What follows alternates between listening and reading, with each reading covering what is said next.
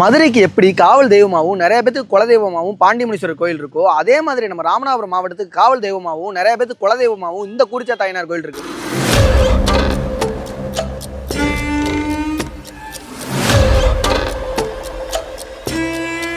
எல்லா ஐயனார் கோயிலுமே கிழக்கு நோக்கி தான் இருக்கும். ஆனா இந்த ஒரு கோயில் மேற்கு நோக்கி இருக்கு. அதுக்கு சில காரணங்கள் இருக்கு. சேதுபதி மன்னரோட கனவுல மேற்கு திசையில ஒரு கோயில் அமைக்கணும்னு கூறி சென்றனால இந்த கோயிலுக்கு கூரிச்சாத்த ஐயனார் கோயில்னு பேர் வச்சிருக்காங்க. எல்லா கோயிலுக்குமே கருப்பனுக்கு ஆயுதமா இந்த அருவாள் இருக்கும். ஆனா இந்த கோயிலை பாருங்க, அருவாவை கிட்டத்தட்ட 25 அடி உயரம் இருக்குன்னு நினைக்கிறேன்.